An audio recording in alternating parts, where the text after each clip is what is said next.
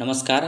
देखिए, आज के इस वीडियो में हम लोग इकोनॉमिक्स का एक बहुत ही महत्वपूर्ण टॉपिक पढ़ेंगे और बहुत ही छोटा है, जिसका नाम है इंश्योरेंस।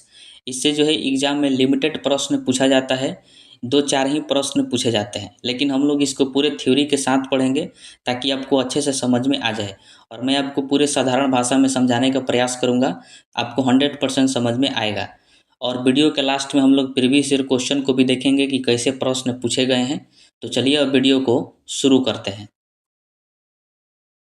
तो आइए हम सबसे पहले समझते हैं कि बीमा क्या होता है, यानी इंश्योरेंस क्या होता है।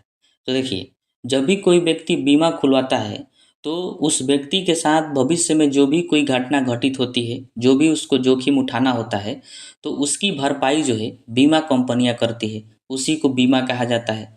अब बीमा जो व्यक्ति खुलवाते हैं उनको जो है बीमा धारक कहा जाता है और जो कंपनी बीमा खोलती है उसको बीमा कंपनी कहा जाता है।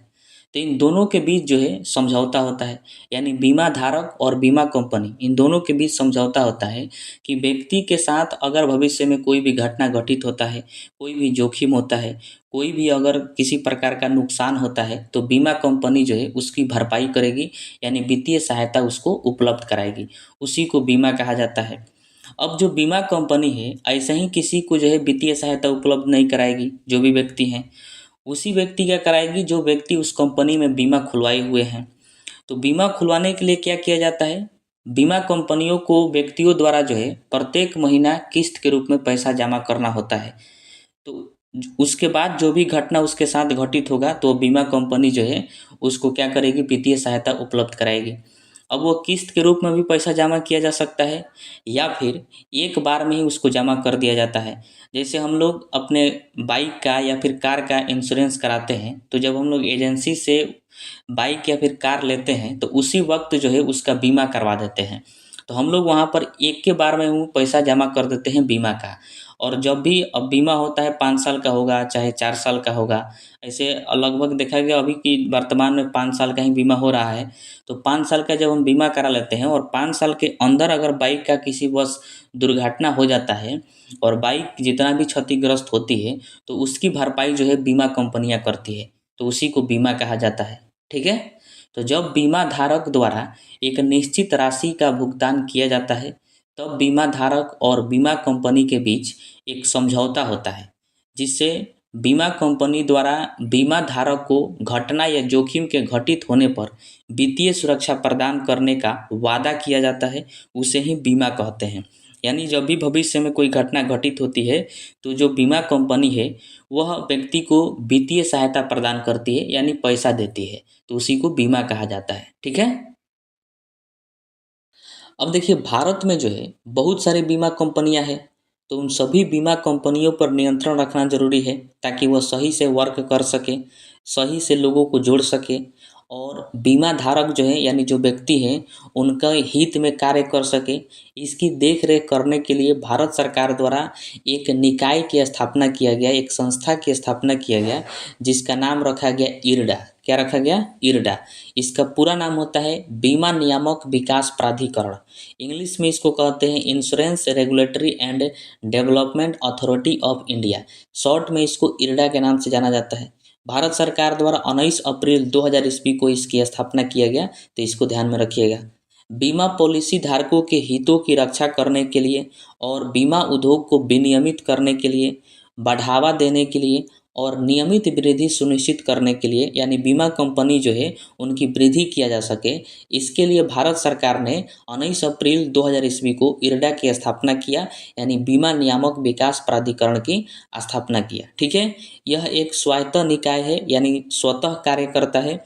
इसका मुख्यालय जो है ध्यान रखिएगा हैदराबाद यानी तेलंगाना में है। ठीक है। तो ये इरडा का काम होता है जो बीमा कंपनियों पर नियंत्रण रखती है और बीमा धारकों के हित में सोचती है और कार्य करती है।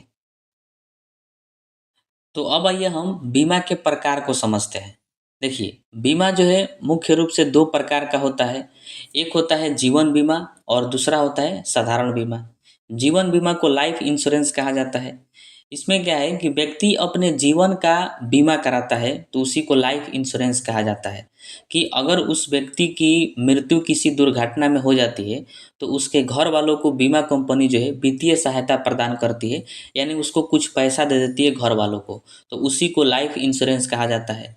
इसमें बीमा कंपनी व्यक्ति के दुर्घटना से मृत्यु होने पर या फिर साधारण मृत्यु होने पर उसके घर वालों को वित्तीय सहायता प्रदान करती है, उसी को लाइफ इंश्योरेंस कहा जाता है। इसमें अपने जीवन का बीमा कराया जाता है। ठीक है। दूसरा होता है साधारण बीमा यानी जनरल इंश्योरेंस। इसमें क्या है कि जीवन बीमा को छोड़कर बाकी जितने तरह के बीमा होते हैं वो सब के सब साधारण बीमा में आते हैं। जैसे कि स्वास्थ्य बीमा हो गया, स्वास्थ्य के लिए बीमा कराया जाता है कि अगर स्वास्थ्य खराब हो तो बीमा कंपनी जो है उसकी भरपाई करती है, जो भी खर्चा लगता है वो देती है, तो वो साधारण बीमा के अंतर्गत आता है। मोटर बीमा हो गया, जैसे बाइक की कार हम लोग खरीदते हैं तो 5 साल के लिए उस बाइक का इंश्योरेंस करा लेते हैं, ताकि 5 साल के अंदर किसी सड़क दुर्घटना में उस बाइक को क्षति होता है या फिर कैसे भी करके क्षति हो जाता है तो उसकी भरपाई जो है बीमा कंपनी करती है, उसका सारा खर्चा बीमा कंपनी देती है। परिसंपत्ति बीमा जो है वो भी साधारण बीमा में आता है। परिसंपत्ति का मतलब अगर मान लीजिए आपका कोई कंपनी है, बहुत बड़ा कंपनी है और आप उसका बीमा करवा लिए, तो उस कंपनी में मान लीजिए अचानक आग लग जाए और पूरा जल कर सब राख हो जाए तो आपका सारा संपत्ति खत्म हो गया। तो अगर आप उसका बीमा कराइए रहिएगा, तो अगर वो जल जाएगा तो बीमा कंपनी जो है उसकी भरपाई करेगी, तो वो हमारा परिसंपत्ति हो गया। घर भी हो गया, घर में जो भी है उसका बीमा करा लिया जाता है। अगर घर में किसी दुर्घटनावश कोई घटना घटित हो जाती है तो उसकी भरपाई बीमा कंपनियां करती है, तो हमारा परिसंपत्ति है उसका भी बीमा कराया जाता है। तो वह किस में आएगा? साधारण बीमा में आएगा। यात्रा बीमा भी होता है, वो साधारण बीमा में आता है। तो जीवन बीमा होता है जो अपने लाइफ के लिए कराया जाता है कि अगर उस व्यक्ति की मृत्यु होती है तो उसके घर वालों को बीमा कंपनी वित्तीय सहायता प्रदान करेगी। और लाइफ को छोड़कर बाकी जितने भी तरह के बीमा होते हैं वो सब के सब साधारण बीमा के अंतर्गत आते हैं। ठीक है।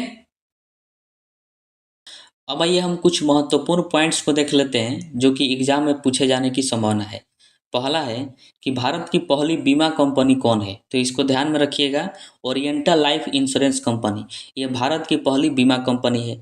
इसकी स्थापना जो है 1818 ईस्वी में किया गया था जीवन बीमा के रूप में, यानी लाइफ इंश्योरेंस के रूप में 1818 ईस्वी में ओरिएंटल लाइफ इंश्योरेंस कंपनी की स्थापना किया गया था। ठीक है। उसके बाद है कि 1938 ईस्वी में बीमा अधिनियम पारित हुआ था। वेरी वेरी इंपॉर्टेंट है।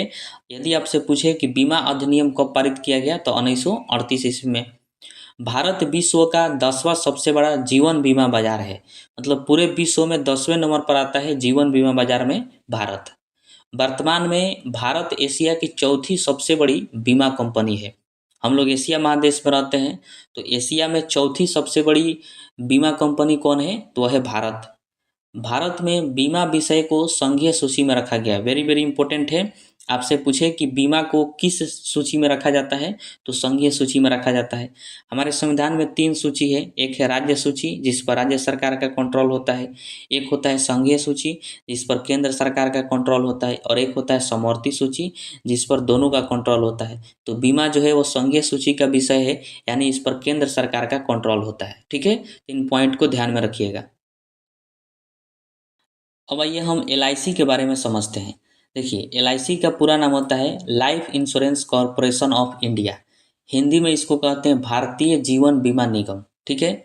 एलआईसी की स्थापना आपको ध्यान में रखना है कि एलआईसी की स्थापना जीवन बीमा निगम अधिनियम 1956 के तहत किया गया था। वेरी वेरी इंपॉर्टेंट है। आपसे पूछेगा कि एलआईसी की स्थापना किस अधिनियम के तहत हुआ, तो जीवन बीमा निगम अधिनियम 1956 के तहत हुआ। भारत सरकार द्वारा जीवन बीमा क्षेत्र को राष्ट्रीयकृत किया गया और एक सरकारी कंपनी के रूप में एलआईसी की स्थापना 1 सितंबर 1956 को किया गया।